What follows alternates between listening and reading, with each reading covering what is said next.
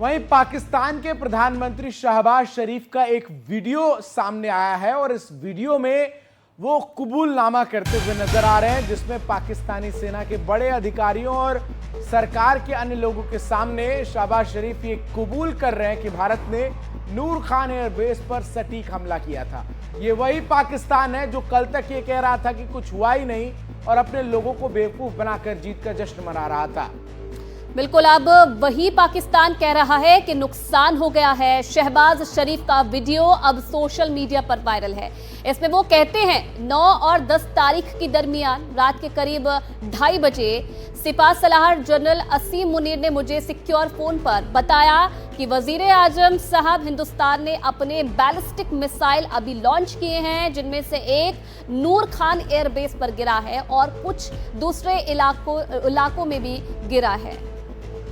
और उमा शंकर इस खबर पर और ज्यादा जानकारी के लिए हमारे साथ जुड़ गए हैं। उमा, कहीं ना कहीं देखिए, जिस तरीके से पाकिस्तान पहले तो ये कहता हुआ साफ तौर पर नजर आ रहा था कि हमें किसी प्रकार का नुकसान नहीं हुआ है, हमने ही भारत को नुकसान पहुंचाया है, और अब खुद वहां के प्रधानमंत्री ये मान रहे हैं कि भारत के हमलों में पाकिस्तान को बड़ा नुकसान पहुंचा है।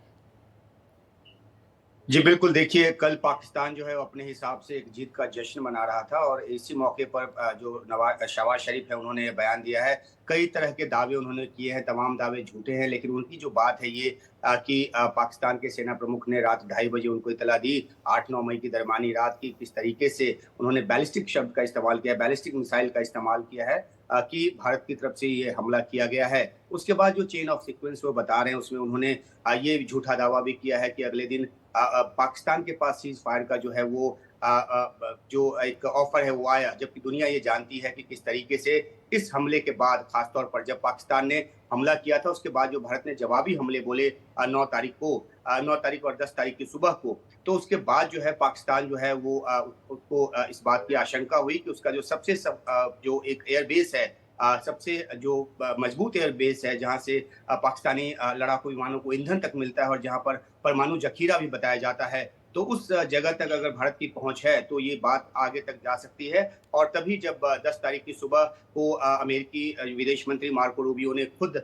आसिम मुनीर को, जो कि पाकिस्तान के सेना प्रमुख हैं, उनको फोन किया। उसके बाद विदेश मंत्री भारत के एस जयशंकर को कॉल किया और भारत ने अपनी शर्तों को साफ तौर पर रख दिया कि अगर पाकिस्तान उकसावे की कार्रवाई करता रहेगा तो भारत पूरी ताकत से जवाब देता रहेगा। इसके बाद वो मौका आया जब पाकिस्तान जो है वो घुटने टेकने को मजबूर हुआ और सीज फायर को तैयार हुआ, क्योंकि 7 तारीख की सुबह भी भारत ने जो आतंकी ठिकाने पर जो 7 तारीख की 6-7 की रात को जो हमला किया था, उसके बाद 7 तारीख को भी भारत ने डीजीएमओ के जरिए कहा था कि पाकिस्तान चाहे तो बात कर सकता है, लेकिन तब पाकिस्तान ने मना कर दिया। लेकिन 8-9 तारीख की रात और खासतौर पे 10 तारीख की सुबह जिस तरीके से पाकिस्तान को नुकसान पहुंचा, उसके बाद पाकिस्तान की तरफ से, डीजीएमओ की तरफ से कॉल आया भारत को और तब जाकर जो है वो टकराव रोकने पर एक सहमति बनी। तो पाकिस्तान के प्रधानमंत्री कई दावे कर रहे हैं इसी वीडियो में, जो कि झूठे दावे हैं, लेकिन इस बात की तस्दीक तो उन्होंने कर दी कि नूर खान पर हमले के बाद जो है पाकिस्तान जो है वो आशंकाओं से घिर गया और फिर उसने सीज फायर के लिए तैयार होना मुनासिब समझा। इसमें एक चीज और है उमा, जो आपसे हम समझना चाहेंगे। जो कुछ इस वक्त पाकिस्तान में हो रहा है, जो झूठी जीत की सेलिब्रेशंस की तस्वीरें आ रही हैं, उन तस्वीरों से ये लाजमी चीज जो एक नजर आती है वो ये कि जो भारत ने मैसेजिंग दी है पूरी दुनिया को ऑपरेशन सिंदूर के बाद, कुछ वैसा ही पाकिस्तान करता हुआ नजर आ रहा है। बस फर्क इतना है कि भारत प्रामाणिक तौर पर सबूतों के साथ उसने पाकिस्तान पर कैसे स्ट्राइक की है ये पूरी दुनिया के सामने रख रहा है। अब तो डेलीगेशन भी इसके लिए बनाया गया है। वहीं पाकिस्तान के हुक्मरान से लेकर, सियासतदान से लेकर, सेना के जवान और सेना के जो शीर्ष अधिकारी हैं, उनकी तमाम बातें केवल हवा हवाई हैं। जी देखिए, पाकिस्तान के सामने, पाकिस्तान की सरकार या सेना के सामने सबसे बड़ी चुनौती यह है कि वो अपने डोमेस्टिक ऑडियंस को किस तरह से इस बात का भरोसा दे कि पाकिस्तान जो है सेफ हाथों में है, जो कि नहीं है। तो इसलिए जो है वो झूठे नैरेटिव का सहारा पाकिस्तान की तरफ से लिया जा रहा है।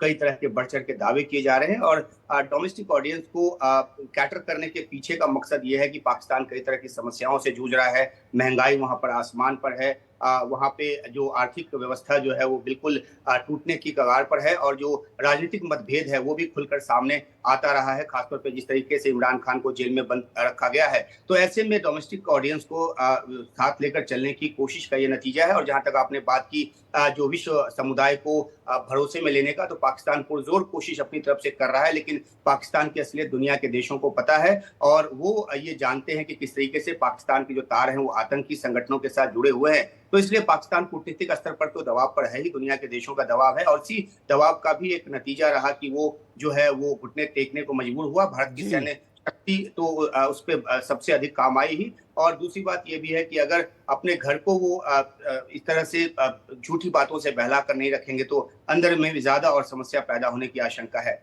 बिल्कुल, बहुत शुक्रिया उमा आपका हमारे साथ जुड़कर तमाम जानकारी साझा करने के लिए।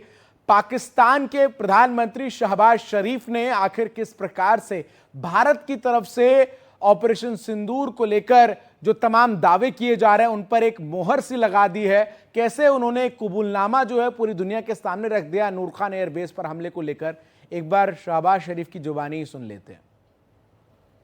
सिपा सलार जनरल सईद आसिम मुनीर ने मुझे सिक्योर फोन पे मुझे बताया कि वज़ीर-ए-आज़म साहब, हिंदुस्तान ने अपने बैलिस्टिक मिसाइल अभी लॉन्च किए हैं, एक नूर खान एयरपोर्ट पे गिरा है और कुछ और दूसरे इलाकों में गिरे हैं। वहीं देखिए, पाकिस्तान के प्रधानमंत्री शहबाज शरीफ ने एक बार फिर भारत के साथ वार्ता की गुहार लगाई है। आपको बता दें कि 2 दिन के अंदर ये दूसरी बार है जब शहबाज शरीफ ने कहा कि पाकिस्तान शांति वार्ता के लिए तैयार है, लेकिन उन्होंने ये भी जोड़ा कि कश्मीर समेत सभी लंबित मुद्दों पर बात होनी चाहिए। ऑपरेशन सिंदूर के बाद भारत के हमलों में मारे गए पाकिस्तानी सैनिकों के लिए देश भर में आयोजित कार्यक्रम यौम-ए-तशक्कुर के मौके पर शहबाज ने कहा, भारत और पाकिस्तान ने 3 युद्ध लड़े और इससे कुछ हासिल नहीं हुआ। शहबाज शरीफ की तरफ से एक बार फिर भारत से वार्ता की गुहार लगाई गई है। हालांकि भारत ने स्पष्ट कर दिया है शहबाज शरीफ को कि बातचीत की गुंजाइश अब है ही नहीं। अगर गुंजाइश है भी तो केवल जो पीओके है उसको लेकर बातचीत की गुंजाइश है। एक बार फिर शहबाज ने कैसे कश्मीर का राग अल्पा है, आइए जरा समझते हैं। भारत के साथ बातचीत को तैयार हैं कहते हुए नजर आए हैं प्रधानमंत्री शहबाज शरीफ, और ऐसा बीते 2 दिनों में दूसरी बार उन्होंने कहा है। उनके अलग अलग बयानों से उन्होंने बातचीत और वार्ता की बात कही है। बिल्कुल, कश्मीर के मुद्दे पर भी बात की शर्त शहबाज शरीफ की तरफ से रखी गई है। आपको बता दें कि उन्होंने ये भी कहा कि भारत पाकिस्तान के बीच 3 युद्ध अब तक हो चुके हैं। 3 युद्ध अब तक हो चुके हैं, लेकिन इन तीनों युद्ध में अभी तक कुछ भी हासिल नहीं हुआ है। दरअसल शहबाज शरीफ उस हार को अस्वीकार कर रहे हैं जो इन तीनों युद्ध में पाकिस्तान को भारत ने जो है धूल चटाई है। वहीं आपको बता दें कि भारत कह चुका है कि सिर्फ पाकिस्तान ऑक्यूपाइड कश्मीर यानी पीओके पर ही बात जो है वो होगी। सिंधु जल संधि स्थगित किए जाने से पाकिस्तान चिंतित है और इसीलिए बार बार बातचीत की, बार बार वार्ता की गुहार शहबाज शरीफ लगाते नजर आते हैं।